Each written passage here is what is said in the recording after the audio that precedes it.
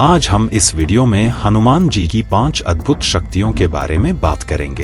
हिंदू पौराणिक कथाओं में हनुमान जी सबसे अधिक पूजनीय देवताओं में से एक है। हनुमान जी अपनी असाधारण शक्तियों और भगवान राम के प्रति समर्पण और भक्ति के लिए जाने जाते हैं। आज हम आपको हनुमान जी की दिव्य क्षमताओं और उनकी अद्भुत शक्तियों के बारे में बताने वाले हैं, जिसमें सबसे आखिरी वाली शक्ति सबसे अद्भुत है। तो वीडियो को अंत तक देखें, चैनल को सब्सक्राइब कर ले, वीडियो को लाइक कर दे, कमेंट में जय श्री राम जरूर लिख दे। तो चलिए वीडियो को शुरू करते हैं। तो सबसे पहले हनुमान जी में है अपार शक्ति, जो किसी भी माप से परे है। हनुमान जी के पास असीमित शक्ति है, जो उन्हें हिंदू पौराणिक कथाओं में उन्हें सबसे शक्तिशाली बनाती है।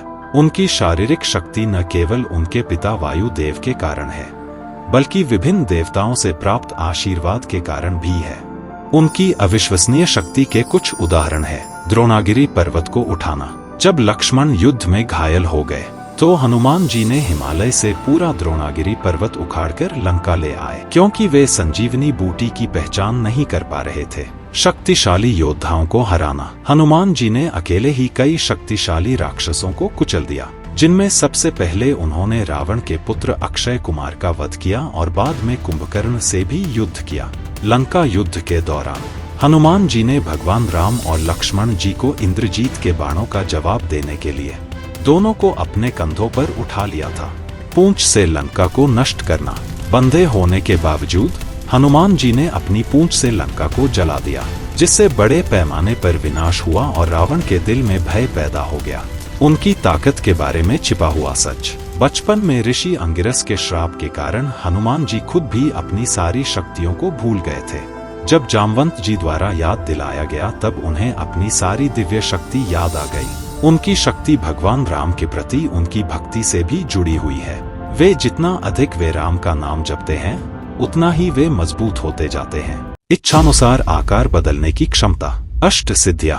हनुमान जी को अष्ट सिद्धियां प्राप्त है, जिससे वे अपनी इच्छानुसार अपने शरीर को अनंत रूप से फैला सकते थे और चींटी के आकार में सिकुड़ सकते थे। यह क्षमता उन्हें किसी भी स्थिति के अनुकूल होने की अनुमति देती है, जिससे वे एक दुर्जय योद्धा और भगवान राम के अद्वितीय दूत बन जाते हैं। उनके आकार बदलने की क्षमताओं के कुछ उदाहरण हैं। लंका में प्रवेश करने के लिए लघु रूप। हनुमान जी ने रावण के राज्य में गुप्त रूप से प्रवेश करने के लिए एक छोटे बंदर के आकार में सिकुड़कर बिना किसी की नजर में आए भारी सुरक्षा वाले द्वारों को पार कर लिया। समुद्र पार करने के लिए विशाल रूप। भारत से लंका पहुंचने के लिए हनुमान जी ने अपने शरीर को विशाल आकार में फैलाया और एक शक्तिशाली छलांग लगाई, जिससे एक ही छलांग में बहुत बड़ी दूरी तय हो गई।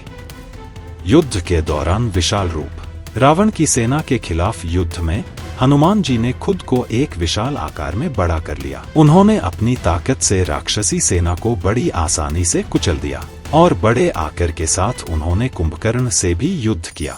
इस शक्ति के बारे में छिपा हुआ सच। हनुमान को भगवान ब्रह्मा ने यह क्षमता उपहार में दी थी, जिससे वे हिंदू पौराणिक कथाओं में उन कुछ प्राणियों में से एक बन गए जो शारीरिक सीमाओं को चुनौती देने में सक्षम थे। वे भगवान राम की सेवा में घास के एक पत्ते जितने छोटे हो सकते थे, लेकिन बुराई से लड़ते समय पहाड़ जितने विशाल हो सकते थे।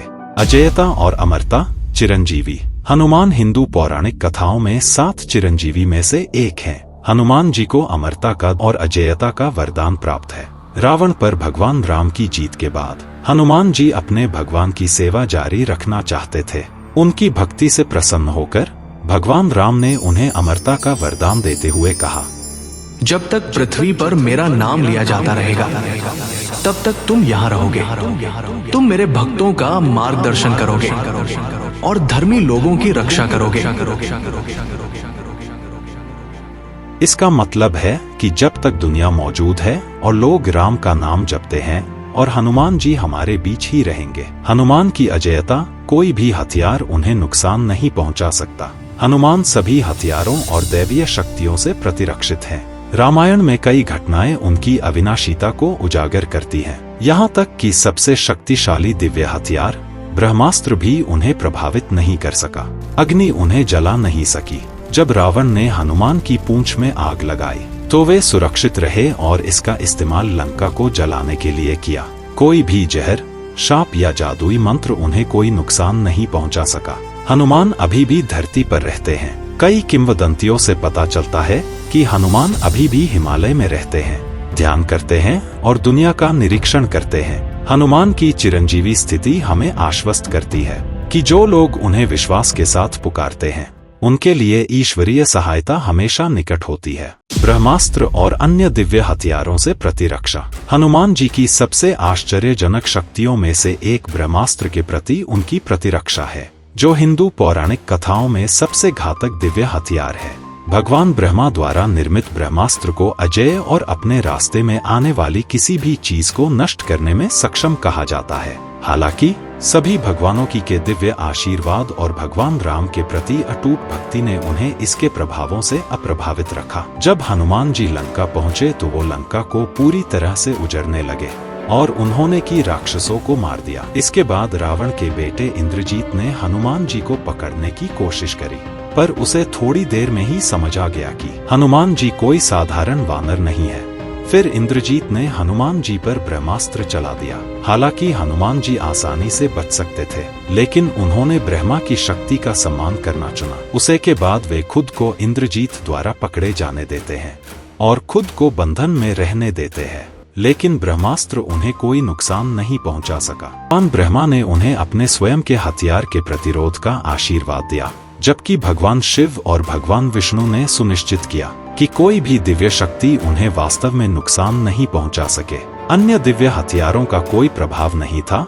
हनुमान के पास न केवल ब्रह्मास्त्र बल्कि इंद्र का वज्र, सुदर्शन चक्र और पाशुपतास्त्र जैसे अन्य दिव्य हथियारों से भी प्रतिरक्षा थी। आखिर में सबसे अद्भुत शक्ति, हनुमान जी को सभी वेदों और शास्त्रों के स्वामी माना जाता है। हालांकि हनुमान जी को अक्सर योद्धा के रूप में दर्शाया जाता है, लेकिन वे एक विद्वान भी है। वे वेदों, उपनिषदों और दिव्य शास्त्रों के स्वामी है। ज्ञान की प्यास ने हनुमान को सूर्य देव को अपना गुरु बनाने के लिए प्रेरित किया।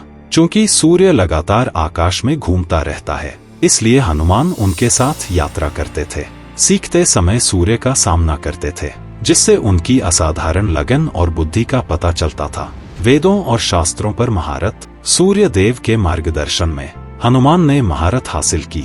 ऋग्वेद, यजुर्वेद, सामवेद और अथर्ववेद, उपनिषद और पुराण, उन्नत व्याकरण, दर्शन, तर्क और धर्म। हनुमान की तीक्ष्ण बुद्धि इतनी प्रखर थी कि उन्होंने थोड़े समय में ही सारा ज्ञान हासिल कर लिया। उन्होंने अपनी पढ़ाई सिर्फ 60 घंटों में पूरी की। उनकी भक्ति और बुद्धि ने सूर्य देव को भी चकित कर दिया। बुद्धि और भक्ति का प्रतीक, हनुमान शक्ति और बुद्धि के सही संतुलन का प्रतिनिधित्व करते हैं। यह साबित करते हैं कि सच्ची शक्ति सिर्फ शारीरिक ही नहीं बल्कि बौद्धिक भी होती है। हनुमान को ज्ञान का शाश्वत रक्षक माना जाता है और अक्सर छात्रों और विद्वानों द्वारा ज्ञान और सीखने में सफलता के लिए उनकी पूजा की जाती है। परम भक्त और प्रतिभाशाली उनके विशाल ज्ञान ने उन्हें अभिमानी नहीं बनाया। इसके बजाय उन्होंने इसका उपयोग भगवान राम की सेवा में किया, जिससे पता चला कि ज्ञान सबसे मूल्यवान है। आप लोगों को हमारा वीडियो कैसा लगा कमेंट करते जरूर बताएं और चैनल को सब्सक्राइब कर ले और वीडियो को लाइक कर दे और कमेंट में जय श्री राम लिख दे। जय हनुमान, जय श्री राम।